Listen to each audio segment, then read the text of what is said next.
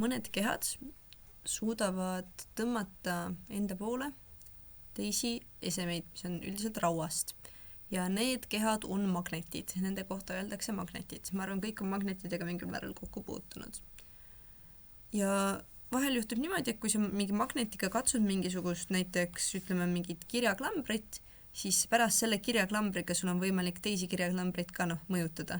Ehk siis nagu mingid magneetilised omadused lähevad ühelt magnetilt, lähevad teisele. Ja siis selle kohta öeldakse, et see keha ka nagu magneetub. Aga siis, kui sa seda magneetunud keha, ma panen kirja ka tegelikult võib-olla, magneetumine. Ehk siis mingi keha saab peale magnetiga kokkupuutumist samuti magneetilised omadused, see on magneetumine. Aga vahel juhtub see, et näiteks see kirjaklamber kukub maha, ehk saab tugeva löögi või siis mingi seda kuumutatakse või mingi asi juhtub sellega ja siis ta kaotab oma magneetilised omadused. Selle nimi on demagneetumine. Aga mingid kehad säilitavad oma omadused, magneetilised omadused peale seda, kui sa nad teise magneti juurest eemaldad, siis nende kohta öeldakse püsimagnetid. Ja see, mis on püsimagnet ja mis on siis nagu selline ajutiselt magneetiliste omadustega, millest see sõltub, on see, et nagu magnetitel ainetel on siseehitus erinev, mõndadel on elektronid ühel teatud viisil korrapäraselt, siis see annab neile sellise magneetilise omaduse. Mõndadel teistel ainetel ei ole, need siis ei ole magneetilised. Ja kui me räägime magnetitest, siis mingid kohad magnetil on nagu tugevamad kui teised. Ja need kohad, mis on kõige tugevamad, avaldavad kõige tugevamat mõju, neid nimetatakse magnetipoolusteks. Ma arvan, kõik on kuulnud sellest, et räägitakse, et magnetil on põhjapoolus ja on lõunapoolus. Ja siin on mul üks pilt ka, kus magnetile on isegi peale kirjutatud, et N ja S, see on inglise keeles north ja inglise keeles south, mis siis tähendab north on põhi ja siis south on lõuna. Ja need kohad on siis nagu magneti, kuidas siis öelda, poolused. Ja pooluste juures on tema magneetilised omadused kõige tugevamad.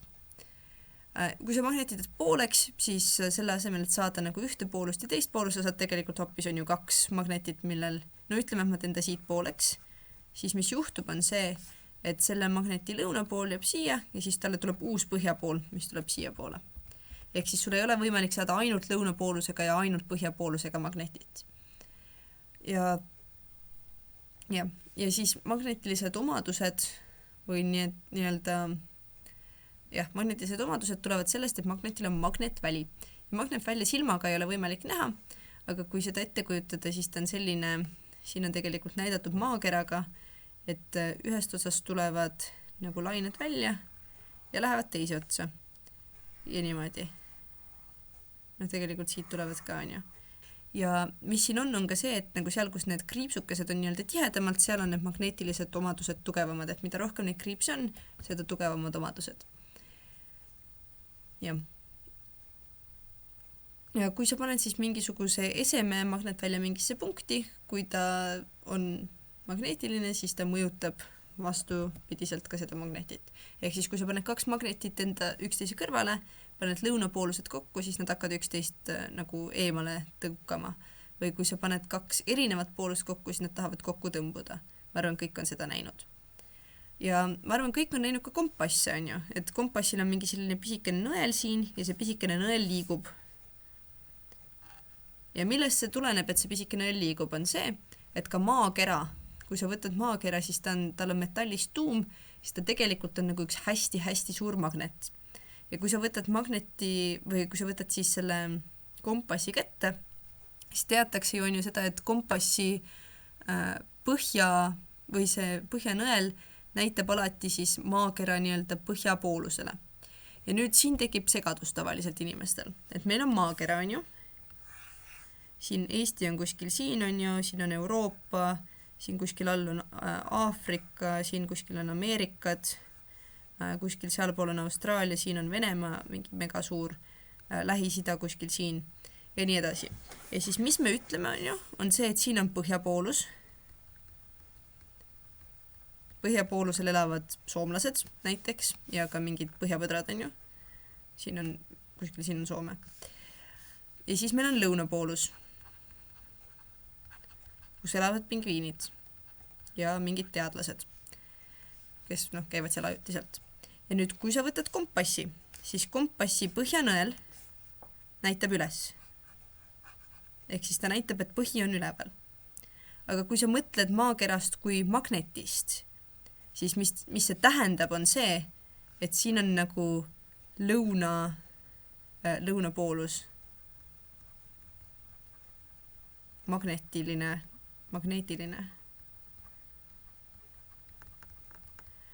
Jah, sellepärast, et on ju, me teame, et põhjapool tahab minna lõunapoolega kokku, kompassi põhjanõel tahab minna lõunapoole suunas, on ju. See on sama, on ju, kui sa paned 2 magnetit üksteise kõrvale, paned 2 põhja ja lõunapoole kokku, siis nad tahavad üksteise suunas liikuda. On ju, see on teada, on ju, nad tahavad minna üksteise suunas. Ehk siis siin juhtub täpselt sama asi. Põhjanõel või see nõel, mis tähistab siis põhja, tahab minna nagu lõunapooluse suunas. Aga nüüd segadus on see, et inimesed on pannud, siin on 3 põhimõtteliselt nime. Üks on ju see nõelal, nõel näitab põhjasuunda, põhjapoolus, ehk siis ta näitab põhjapooluse suunas, ta näitab nagu Soome suunas, ütleme. Ja siis aga samas see on magneetiliselt on lõunapoolus, sellepärast, et muidu nõel ei näitaks sinna suunas. Põhjapool tahab näidata alati lõunapoole. Ehk siis see on nagu natuke segaduse koht, mis paljudel inimestel tekitab segadusi. Ehk siis kui me räägime nagu mingi kultuurilistest asjadest, siis me räägime Põhjamaad. Ja Põhjamaad on siis nagu siin pool, kus on Soome ja Rootsi ja Eesti ja Norra ja kui me räägime lõunapoolusest, kus on pingviinid ja mingid teadlased ja Argentiina kuskil siin on ju, siis me räägime ikkagi nagu kultuurilistest asjadest. Aga kui me räägime magnetitest, siis magneetiline lõunapoolus on seal, kus on Soome ja siis magneetiline põhjapoolus on seal, kus on pingviinid.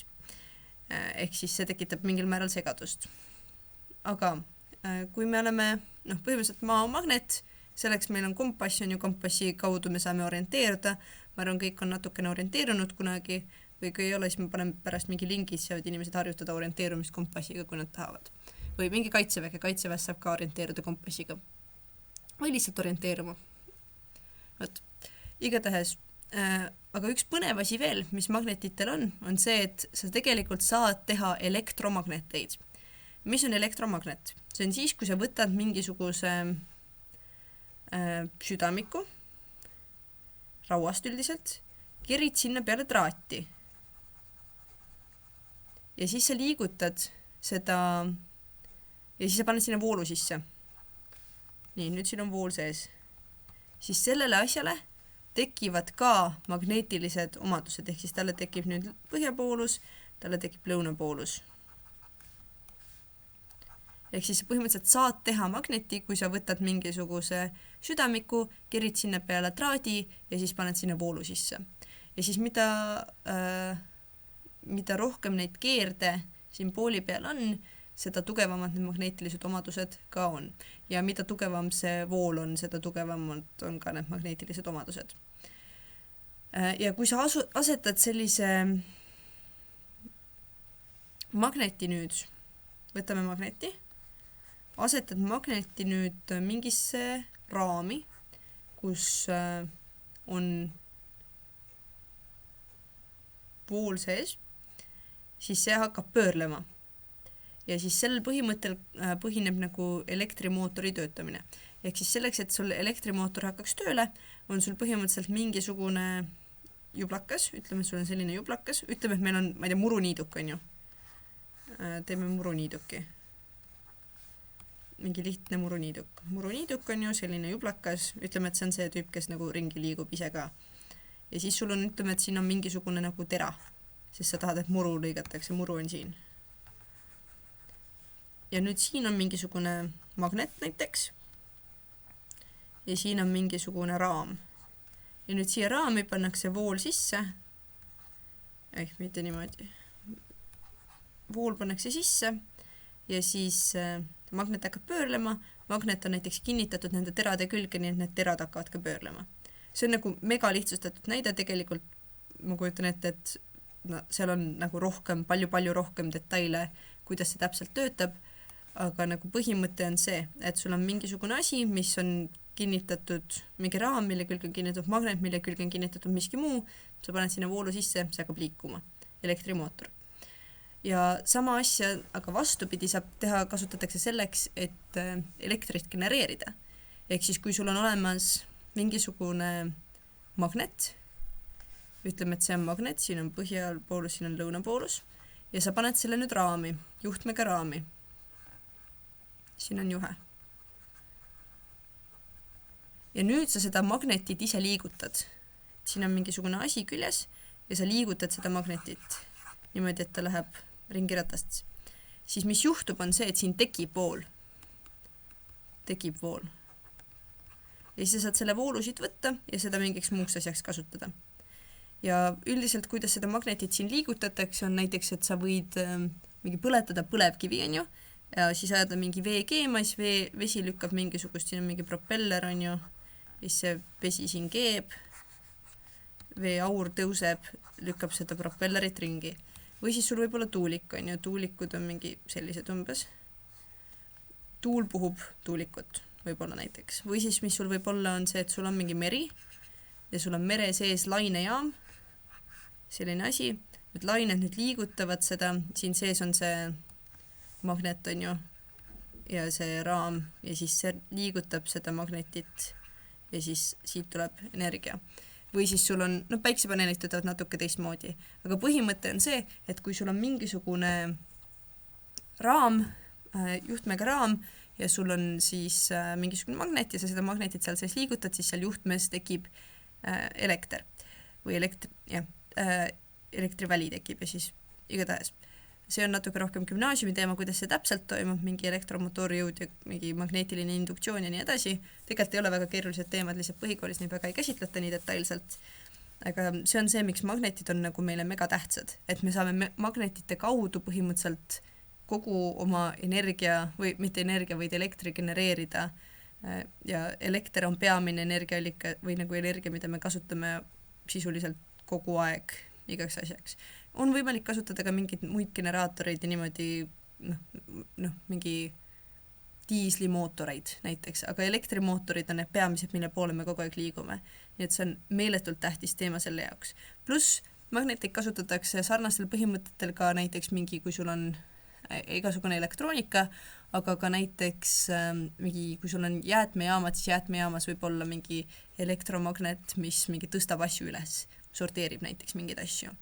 Või siis võib olla, näiteks mikrofonides on mingi väike membraan, siis siin on mingisugune söepuru või mingi muu asi, mis muudab oma juhtivust kiiresti, siin on mingi elektromagnet ja siis siin on mingid juhtmed. Kui see siin võngub, sest sa räägid siia suunas, siis siin muutub kas mingi takistus, ma täpselt ei mäleta, mis siin muutub, igatahes siin midagi muutub, siis siin elektromagnetis midagi muutub ja siis siia juhtmesse jõuavad andmed selle põhjal, et siin midagi muutus. Ehk siis meeletult tähtis teema, sest me kasutame igal pool elektrilisi seadmeid ja meil oleks väga raske seda teha, kui meil puuduksid magnetid.